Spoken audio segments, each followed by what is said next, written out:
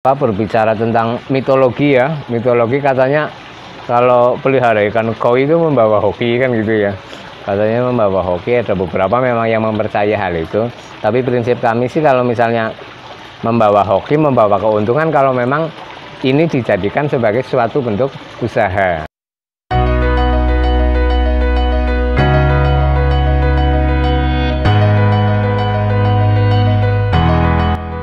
Assalamualaikum warahmatullahi wabarakatuh. Kenalkan, nama saya Sulistia, biasa dipanggil Bau Sulis.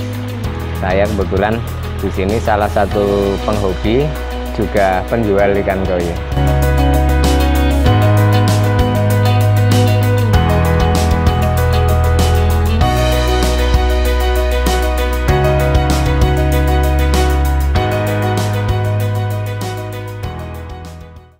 Saya punya satu usaha di bidang perikanan, khususnya ikan hias.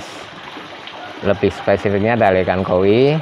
Di sini saya juga mempunyai mempunyai satu kelompok usaha namanya Sahitya Koi Farm yang beralamat di Desa Sokawera, Kecamatan Cilongok, Kabupaten Banyumas, di Grumbul Kampung Baru RT 7 RW 2. Di sini kami membudidayakan ikan koi, kemudian menjual ikan koi berbagai jenis, berbagai ukuran, dan intinya berbagai varietas kami sediakan di sini bagi teman-teman yang pada akhirnya nanti memiliki hobi yang sama dengan kami, dengan saya. Silakan untuk bisa tindak main ke tempat saya, monggo kita saling ngobrol, saling bercerita. Ini Mas, kalau untuk proses pembudidayaannya itu dari mulai bibit yang mau siap diternakan itu prosesnya gimana Mas? Oke. Kalau di koi, proses pembudidayaannya nanti diawali kita dari mulai pemilihan indukannya Mas. Jadi pemilihan indukan baik jantan ataupun betinanya. Artinya ketika kita ingin menghasilkan produk kayak semacam, misalnya saya pengen bikin yang warna merah putih gitu. Nah, diupayakan ketika kita memilih indukan itu yang tidak lari warnanya dari itu. Itu beberapa sharing dari teman-teman juga, mereka yang melakukan breeding atau pembudidayaan juga demikian. Nah, untuk hal itu kemudian kami coba untuk melakukan apa yang sudah dilakukan teman-teman. Itu prosesnya, jadi nanti si indukan, si betina, kemudian si jantan, ketika dia memang sudah siap produk itu kita ambil Mas.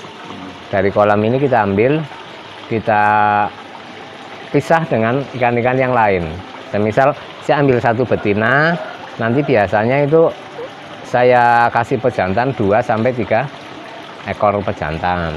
Nah, kemudian dalam waktu 1 malam, itu biasanya sore saya ambil, nanti malam saya khususkan di pelaminan istilahnya Mas, kayak di tempat khusus untuk dia berkembang biak. Nanti 1 malam sampai pagi itu dia sudah nelor dan sudah habis telur yang ada di perut si betina itu.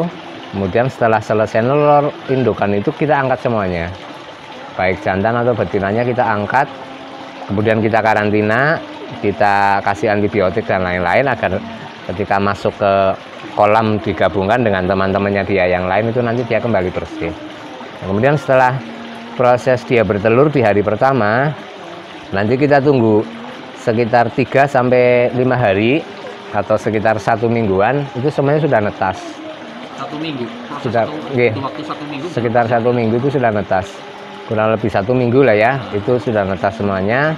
Nah, kemudian di minggu selanjutnya itu mulailah kita udah mulai kelihatan itu ada burayak istilahnya, burayaknya. Nah, di situ sudah mulai kita awasi. Kemudian nanti di minggu kedua ketika buraknya sudah kelihatan rada gede-gede, kita kasih makan. Dan prosesnya itu juga nanti bisa sampai sekitar 1 bulan ke depan itu burayak itu kita istilah openi sendiri, kita kasih makan sendiri. Kemudian selesai di 1 bulan itu nanti kita lakukan pensortiran kita mulai milih burayak 1 bulan kan biasanya sudah rodo agak kelihatan itu. Yang gede-gede kita pisah, yang kecil-kecil. Kalau misalnya kayak jenis soa misalnya itu anakannya pas masih kecil itu cenderung hitam kan. Yang hitam kita pisahkan, nanti dengan yang dia warnanya kuning putih kita pisahkan. Nanti di situ kita besarkan sampai masuk di usia di ukuran 5 sampai 7 cm. Setelah 5 sampai 7 cm di situ baru kita sortir, kemudian kita mulai memilih kualitas mana yang layak kita besarkan. Begitu prosesnya. Kemudian untuk sampai dia masuk ke sini biasanya sebelum di sini kan ada kolam filter ya Mas. Iya. Yang jenengan lihat di sini itu kolam bening dengan sistem filtrasi yang bagus. Ini salah satu syarat ketika teman-teman mau bermain koi biar aman, harus punya kolam yang filtrasinya bagus juga agar ikannya juga sehat-sehat. Nah, pola pembesaran sebelum masuk ke sini biasanya saya tetap di kolam lumpur. Ya, kolam tanah istilahnya sampai dia gede-gede, baru nanti kita angkat, kita karantina, kemudian kita baru masuk ke kolam filter yang teman-teman lihat di sini. Gitu. Kalau untuk perawatan sehari-hari koi-koi jenengan ada khusus nggak Mas, perawatan khusus Mas? Khusus gitu. Kalau yang di sini apa yang di pembesaran? Kalau yang di sini. Nah, yang di sini misalnya yang di kolam filter sebenarnya ndak ada treatment khusus, ndak ada Mas. Ketika dia memang kolam filter itu memang sudah istilahnya sudah jalan bagus, itu ndak ada perawatan yang ribet. Ya paling karena namanya kita sering ngasih makan apa gitu kan kotor kan, kadang kita bersihkan bak filternya paling itu juga ndak mesti seminggu sekali. Bisa tergantung kalau kita ngasihnya kencang makan bisa seminggu sekali, kadang bisa kalau makannya ndak begitu banyak, ndak begitu kotor bisa 1 bulan sekali. Kalau treatment khususnya sih ndak ada. Ini Mas, kalau saya lihat kan kolam jenengan itu kan airnya mengalir terus ya Mas ya. Betul. Ini ketika ada teman-teman yang mungkin nggak punya posisi air yang seperti jenengan ini, ada cara lain nggak Mas? Sebenarnya air mengalir terus itu tidak keharusan Mas. Artinya air yang dari sumber. Ya. Kalau ada beberapa teman-teman lihat di belakang itu kayak ada waterfall, itu kan memang dia main dari pompa kan. Dia memang air diputer, yang di kolam dipompa. Cuman ada yang sebelah sana itu ada semacam kayak pansuran itu. Nah, itu memang air dari sumber. Dan itu ketika untuk teman-teman yang tidak memiliki potensi air seperti di wilayah saya, di kota misalnya. Kota kan banyak menggunakan air PDAM itu misalnya. Tidak mungkin untuk dikocor setiap hari kan. Nah, itu juga tidak masalah. Tidak menggunakan air semacam itu tidak masalah. Ya, artinya hanya air yang ada diputer, difiltrasi bagus. Itu tidak menjadi persoalan. Ya teman-teman bisa dilihat di sini. Sini ada beberapa fasilitas untuk di farm saya. Bisa Hija Koi Farm. Contohnya di depan sini nih. Ini ada beberapa ikan-ikan yang memang ikan-ikan kecil tapi sering kita ikutkan di lomba, di kontes. Itu namanya proses keeping. Jadi kan di sini kita beri pakan khusus yang untuk menunjang pertumbuhan dan untuk menunjang warnanya. Mungkin teman-teman bisa lihat di sini ini beberapa jenis ikan-ikannya. Ini ada keepingnya.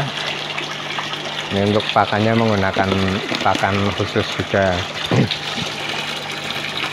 Ini adalah salah satu proses yang kami lakukan.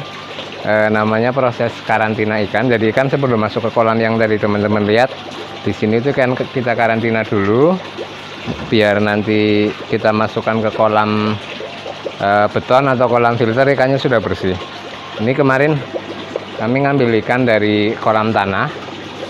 Nah, ini ada banyak jenis di sini. Ini masih kita karantina, kita bersihkan ikannya supaya nanti ketika kita masukkan ke kolam filter nanti ikannya jauh lebih aman. Untuk proses karantina itu wajib dilakukan supaya dari kolam tanah kan kita tidak tahu ya apakah ikan itu bersih atau tidak kan. Itu lebih baik kita karantina, kita maksimalkan bersihkan di sini, setelah itu baru kita masukkan di kolam tanah. Ini proses karantinanya.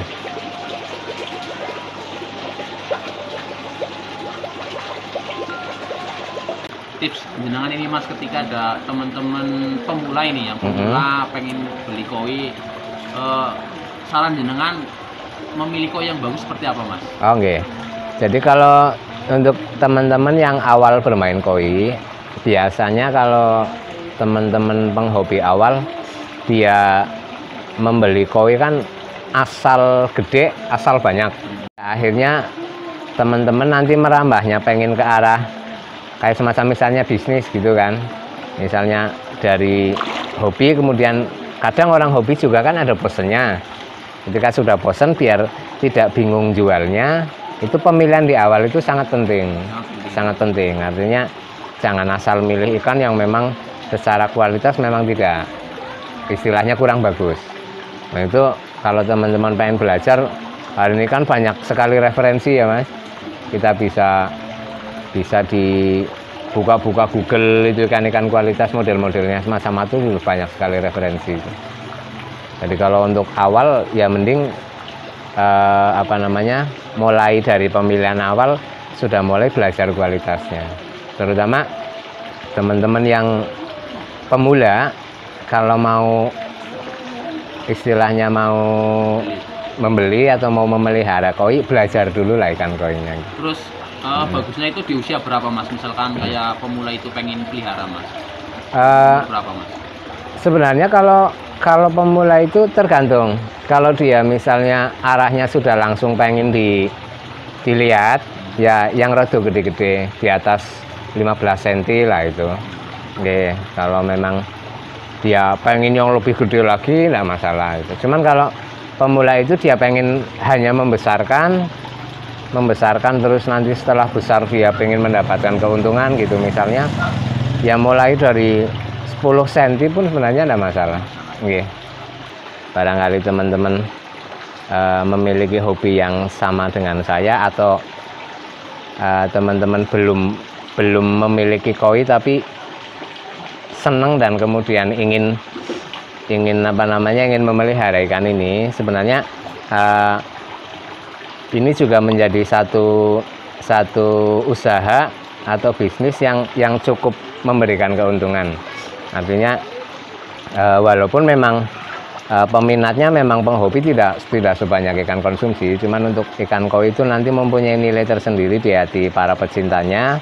Buat teman-teman yang di luar sana, ketika memang baik itu teman-teman penghobi atau yang memang rencana mau memelihara ikan koi, untuk tidak ragu-ragu, karena kami di sini dan teman-teman khususnya di Balimas Sagep, di Purwokerto, Banyumas dan sekitarnya, itu nanti bisa juga membantu teman-teman dalam hal pengadaan, mungkin bisa juga dalam hal kita saling sharing.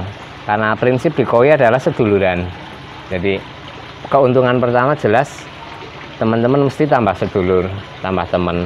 Kemudian yang kedua, ketika teman-teman memang pengen berbisnis di sini juga untuk tidak ragu-ragu, karena kami juga punya prinsip di teman-teman penghobi dan penjual koi itu saling bantu, Mas. Jadi istilahnya tidak ada yang menjatuhkan satu sama lain. Jadi semuanya saling bantu, nanti bisa saling melengkapi kebutuhan. Kemudian untuk kalau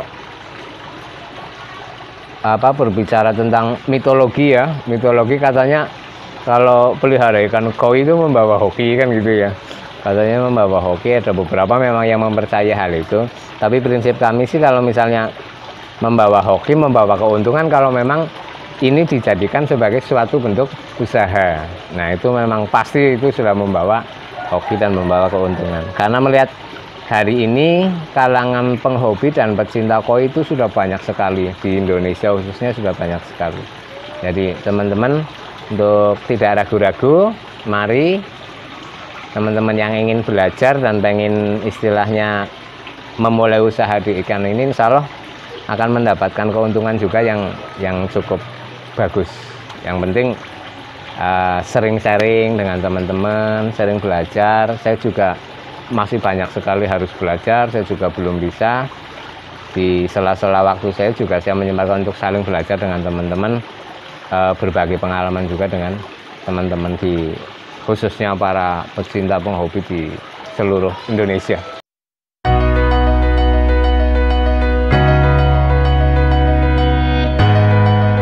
dari saya tadi banyak hal yang kami sampaikan. Tentunya siapa tahu ada sedikit manfaatnya yang bisa teman-teman serap di situ. Dan untuk jika teman-teman masih membutuhkan informasi tentang ikan koi, mungkin nanti setelah ini akan ada tayangan-tayangan yang lain yang lebih bisa membantu teman-teman untuk bagaimana kita bergelut di hobi ikan koi. Baik itu teman-teman yang sifatnya hanya penghobi atau teman-teman yang punya rencana ingin berbisnis di ikan ini. Terima kasih dalam menyampaikan. Siapa tahu barangkali saya banyak kesalahan, banyak hal yang masih kurang berkenan bagi para teman-teman penghobi yang mungkin sudah lebih senior dari saya. Dalam saya menjelaskan barangkali banyak hal kekeliruan, saya mohon maaf. Saya akhiri. Assalamualaikum warahmatullahi wabarakatuh.